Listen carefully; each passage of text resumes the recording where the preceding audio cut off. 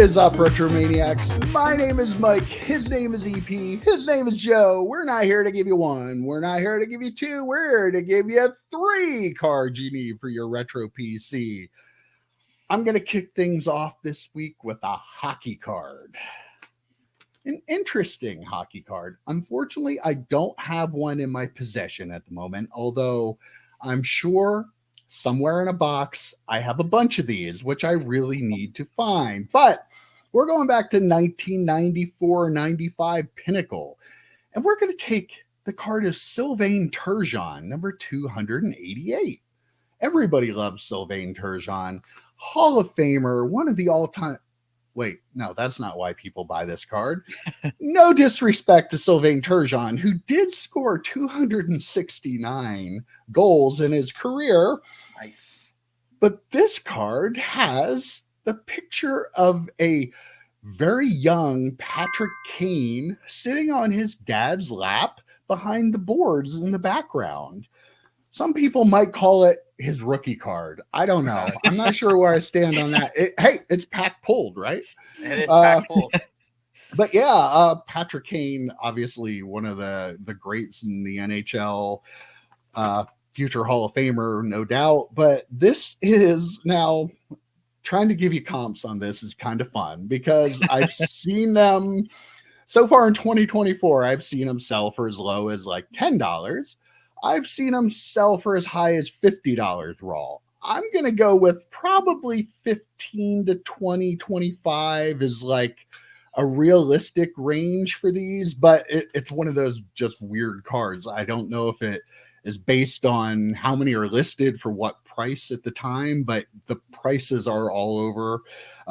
PSA graded ones, once you get into the better grades, we don't even want to talk about that. There's not even more. But yeah, this is a very valuable card of a guy who was a decent NHL hockey player, but it has nothing to do with him. It's because Patrick Kane, as probably like a 2 or 3 year old sitting on his dad's lap in the background. Pretty cool.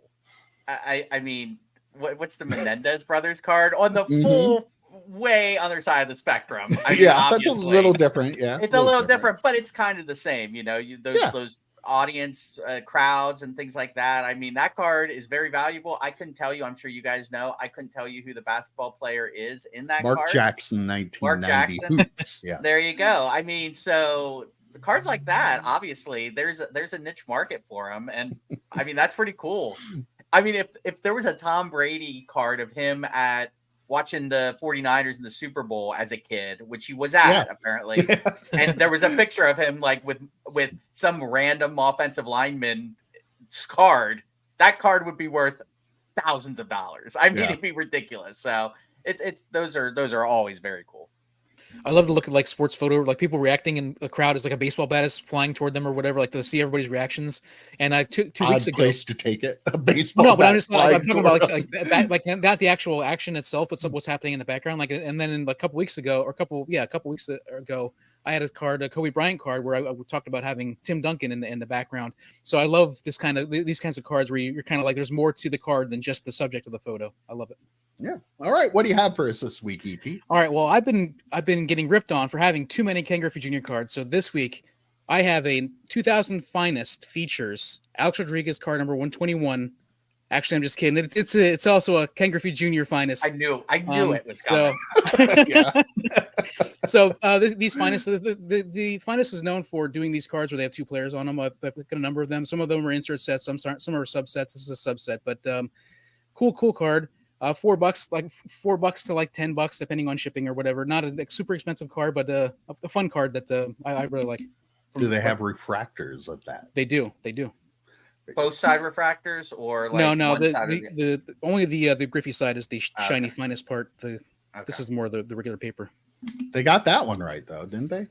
Putting yes, A-Rod on the paper side, in hindsight. But yeah, very cool card. Yeah, there were a lot of 90s and early 2000s cards that had the front and back. Not really a huge fan of them now in hindsight, but they were pretty cool back in the day. One of my favorite Brady rookie cards is he's the back of a card with Mark Bolger in the front. I mean, it's a dual auto card, which is really, really cool, but it's hysterical when you see that card in like a PSA slab and Bolger is on the front, like you have to request them to put Brady on the front. It's hysterical to me. I love those cards from the 90s. I did. But you complain about displaying cards, EP. Those are tough cards to display because you have to pick a side. Right. Well, pick a side, EP. Yeah. Like Mike said, though, on this one, like at least the Griffey is the shiny finest side, Yeah. I mean, at the time, though, like it probably could have been a debate because of numbers and his future was bright. But I mean, they got that one right for sure. Yeah, A-Rod was really hurt by the steroid accusations and suspensions, and I guess they're more than accusations if you're suspended. But all right, Joe, wrap us up. I was going to do a 2000 Giovanni Carmazzi card. Ooh, but since EP already did the dual cards, I decided no, I'm not going to. I'm going to go 1999 Skybox EX Extraordinary Donovan McNabb card. Ooh, I love those. I'll tell you what, there are just some cards that you don't sell because they just look so damn cool. This was in my when I did stack sales, this was in my stack to sell, and I was like, no, it's too cool. I could probably get $1 for it, maybe $2 for it. It's just too cool of a card. I love the background. You can see, it's tough to see there, but you can kind of see the movement. And it is, it's an insert card, but it's his rookie year. I mean, it's just one of those cards that I'm like, no, this one's sticking with me. And I'm not a Donovan McNabb collector. I'm not an Eagles fan. It's just too damn cool of a card to sell. So that's my card.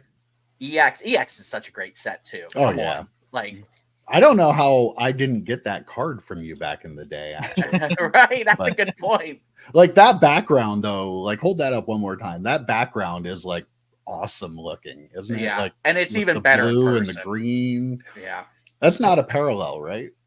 No, this is the base insert set. Yeah, there were 15 cards. They were 1 per 9, I believe, so you probably got 2 per box. I know the baseball had like die cut ones, but they had a couple different colors, I believe. And they might have had a parallel for that. But yeah, I'm thinking I had maybe a Tim Couch of that, and like even though I'm like a huge fan of the Browns, the uniforms and colors and that sort of stuff, there was just something about that card, just the way it looks with that background. But I believe it had like the brown background, like just that's a really really cool. Boy, Tim Couch back in the day. Could you imagine how much that was probably worth for a hot second? Hey, Tim Couch, still a hero in my heart. I think he could have been a good quarterback. Yeah, he got him and David Carr really got some bad luck. Yeah, Derek Carr never had a chance. Right, he never had a chance. All right, guys, 3 great picks this week as always. I really enjoy seeing your choices every week. But I'll see you next week. Take care. See ya, boys. See ya.